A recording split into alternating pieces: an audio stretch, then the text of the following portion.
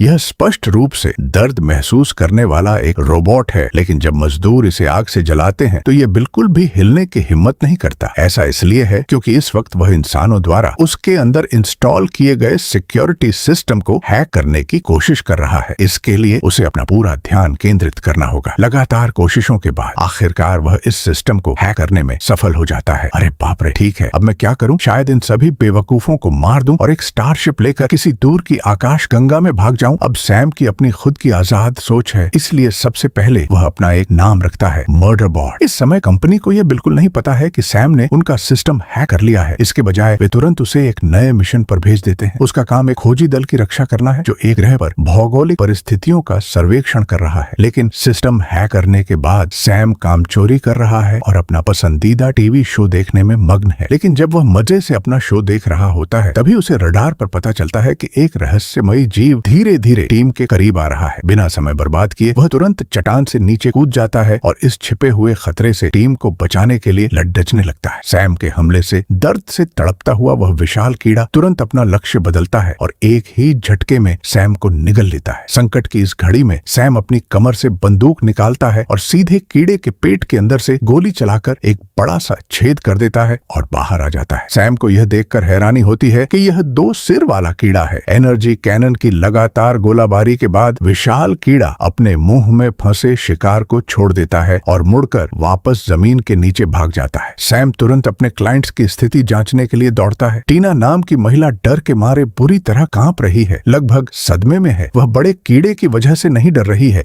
बल्कि इसलिए डर रही है क्योंकि सैम के शरीर का एक बड़ा हिस्सा कीड़े ने खा लिया है। उसका शरीर आंशिक रूप से इंसानी मांस और खून से बना है, इसलिए यह दृश्य थोड़ा डरावना लग रहा है। गनीमत है कि सैम ने समय रहते अपना हेलमेट उतार दिया और उसे सांत्वना दी, तब जाकर टीना सदमे से बाहर आई। इसके बाद वे सभी अपने स्पेसशिप की ओर लौटते हैं। लेकिन वापस लौटते समय सैम को एहसास होता है कि उसने एक बहुत बड़ी गलती कर दी है। एक सिक्योरिटी रोबोट के रूप में उसे बिना इजाजत अपना हेलमेट उतारने की अनुमति नहीं है। अगर कंपनी को यह पता चल गया तो उसे नष्ट करने के लिए तेजाब में डाल दिया जाएगा। सैम सोचता है कि क्यों न वह इन इंसानों को मार दे और किसी दूसरे ग्रह पर भाग जाए, लेकिन फिर वह सोचता है कि यह बेकार और टूटा फूटा जहाज उसे किसी दूसरे ग्रह तक नहीं ले जा सकता, इसलिए उसे सही समय का इंतजार करना होगा। बेस पर वापस लौटने के बाद डॉक्टर गोरा को सैम पर शक हो जाता है। उन्हें लगता है कि सैम ने पक्का अपना सिस्टम हैक कर लिया है, तभी उसने अपने आप हेलमेट उतारा। वे अपनी टीम से चर्चा करते हैं कि क्या इसकी रिपोर्ट कंपनी को करनी चाहिए, लेकिन तभी एक कर्मचारी आकर बताता है कि मशीनों से जांच करने पर सैम में कोई खराबी नहीं मिली है। डॉक्टर गोरा शायद ज्यादा सोच रहे हैं। सैम यह सारी बातचीत सुन रहा होता है और उसके मन में हत्या करने का विचार और मजबूत हो जाता है। इस बीच सैम को 3D प्रिंटिंग तकनीक से ठीक किया जा रहा है। कांपते शरीर से पता चलता है कि सैम के पास भी कुछ हद तक तंत्रिका संवेदनाएं हैं। मरम्मत के दौरान उसके दिमाग में कुछ पुरानी यादें ताजा हो जाती हैं। ये यादें उसके द्वारा बंदूक लेकर लोगों को मारने की हैं, जिसके लिए उसे खुद को शांत रहने का निर्देश देना पड़ेगा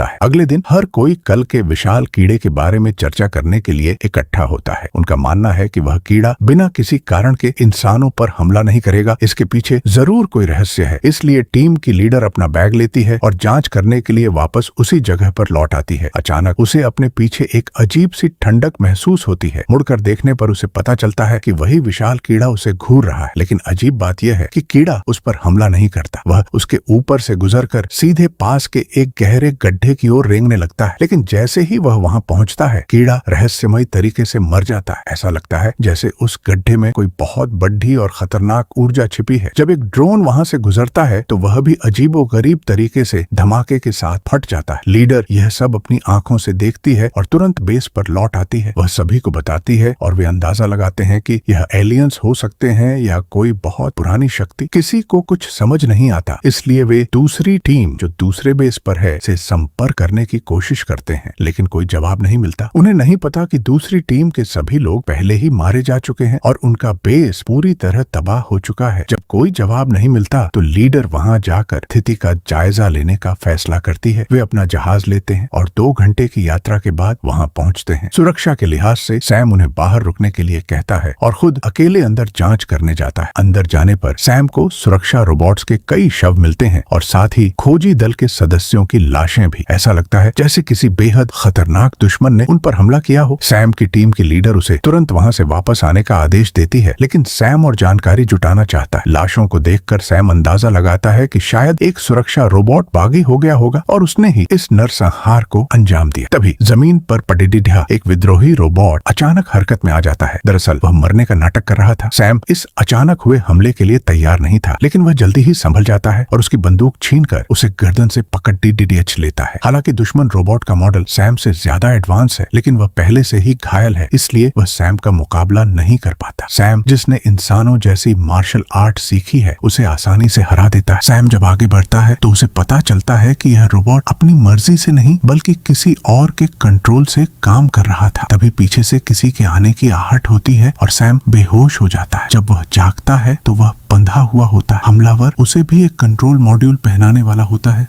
ताकि वह सैम को भी अपना गुलाम बना सके। कोई रास्ता न देख सैम अपना दिमाग लगाता है और एक गाना गाना शुरू कर देता है। वर्महोल के उस पार एक जगह है। इस अजीब हरकत से हमलावर थोड़े समय के लिए भ्रमित हो जाता है। इसी मौके का फायदा उठाकर सैम अपनी रस्सियां खोल लेता है और उस काले रोबोट से लटने लगता है, लेकिन इस बार दुश्मन हावी हो जाता है और सैम को जमीन पर गिराकर उस पर कंट्रोल मॉड्यूल लगा देता है। महज 10 मिनट में सैम पूरी तरह से उस दुश्मन रोबोट के कंट्रोल में आ जाएगा। सैम को लगता है कि आज उसका अंत तय है, लेकिन तभी एक जोरदार हमला होता है।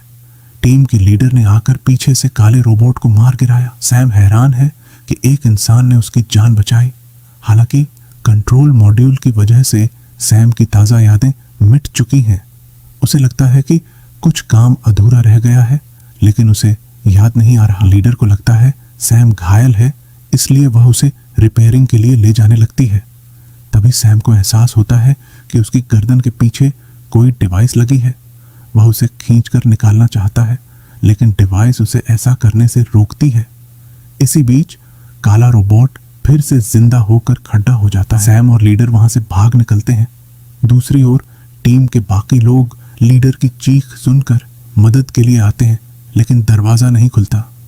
ब्लैक रोबोट सैम और लीडर का पीछा करते हुए बाहर आ जाता है और अंधाधुंध गोलियां चलाने लगता है। सैम का एक टीम मेंबर बंदूक चलाकर जवाबी हमला करना चाहता है, लेकिन बंदूक के झटके से ही वह बेहोश हो जाता है। तभी टीम का जहाज ठीक उनके ऊपर आ जाता है और काले रोबोट को कुचलकर हमेशा के लिए नष्ट कर देता है। खतरा टल जाता है, लेकिन सैम की स्थिति बिगड़ती ही रही है। कंट्रोल मॉड्यूल पूरी तरह से एक्टिव हो चुका है और अब सैम इंसानों को खतरे के रूप में देख रहा है। सैम लोगों को इस खतरे के बारे में बताता है और उनसे गुजारिश करता है कि वे उसे मार दें ताकि वह उन्हें नुकसान न पहुंचाए, लेकिन टीम के सदस्य उसे मारने से इनकार कर देते हैं। सैम खुद को गोली मारने की कोशिश करता है, लेकिन वे उसे रोक लेते हैं और किसी तरह उसे वापस बेस पर ले आते हैं। डॉक्टर सैम को रिपेयर करना शुरू करते हैं। इस बीच टीम को बाहर एक जीवित लड़की मिलती है। वह डरी हुई दिख रही है और बताती है कि कैसे उसकी टीम मारी गई, लेकिन किसी को नहीं पता कि असली गद्दार वही है। कुछ घंटों की मरम्मत के बाद सैम ठीक हो जाता है, लेकिन डॉक्टर गोरा ने उसकी गर्दन से नीचे के सारे सिस्टम लॉक कर दिए हैं, क्योंकि उन्हें पता चल चुका है कि सैम ने अपना सिस्टम हैक कर लिया है। टीम के लोग हैरान हैं। तभी सैम अपनी सीट से उठ खड़ी होता है। सिस्टम हैक करने की वजह से वह डॉक्टर के लॉक को आसानी से बाईपास कर लेता है। वह गुस्से में वहां से जाने लगता है, लेकिन लीडर उसे रोकती है। वह जानती है कि सैम भले ही आज़ाद है, लेकिन उसने किसी को नुकसान नहीं पहुंचाया। वह सैम के साथ एक डील करती है। वे कंपनी को उसकी सच्चाई नहीं बताएंगे, बदले में सैम को उन्हें यहाँ से सुरक्षित बाहर निकालना होगा। सैम मान जाता है। वे मदद के लिए कंपनी को सिग्नल भेजने की कोशिश करते हैं, लेकिन सिग्नल ब्लॉक है। कुछ दूर एक इमरजेंसी बीकन है। सैम और लीडर जहाज लेकर उसे चालू करने जाते हैं, लेकिन वहां पहुंचने पर सैम को रडार से पता चलता है कि बीकन के साथ छेड़छाड़ की गई है और उसमें बम है। वह तुरंत जहाज मोड़ देता है, लेकिन तब तक बहुत देर हो चुकी होती है। एक जोरदार धमाका होता है। जहाज क्रैश होकर जमीन पर गिरता है। खुशकिस्मती से सैम और लीडर बच जाते हैं, लेकिन जहाज खराब हो जाता है। सैम तुरंत उसे रिपेयर करने लगता है। बेस के अंदर लिब्बी अजीब बर्ताव कर रही है और बार बार जानकारी निकालने की कोशिश कर रही है। डॉक्टर गुरा को उस पर शक हो जाता है। जब उसकी चोरी पकड़ ली जाती है तो लिप्पी अपनी बंदूक निकाल लेती है। वह कबूल करती है कि उसने ही दूसरी टीम को मरवाया था। उसने पैसों के लालच में एक्सेस कोड दुश्मनों को बेच दिए थे। लिप्पी टीम को बंदूक की नोक पर रखती है और उनसे वर्महोल का एक्सेस कोड मांगती है। डॉक्टर गोरा को मजबूरन सिस्टम अनलॉक करना पड़ता है। टीम के लोग उसे पैसों का लालची और क्रूर इंसान कहते हैं। जब लिप्पी उनसे बहस कर रही होती है तभी सैम वहां पहुंच जाता है। लिप्पी तुरंत डॉक्टर गोरा को गन पॉइंट पर लेकर सैम को पीछे हटने की धमकी देती है, लेकिन वह भूल गई थी कि मर्डर बॉट के पास ऑटो एम फंक्शन है। सैम बिना पलक झपकाए सीधा लिप्पी के सिर में गोली मार देता है और उसका काम तमाम कर देता है। इंसान हैरान रह जाते हैं कि सैम ने उसे मार दिया। सैम को समझ नहीं आता कि ये इंसान इतने दुखी क्यों हैं। आखिर लिप्पी ही गद्दार थी। वह बहाना बनाकर वहां से चला जाता है। हालांकि सैम का तरीका क्रूर था, लेकिन टीम को पता है कि यहाँ से जिंदा निकलने के लिए उन्हें मर्डर बॉट की ही जरूरत है।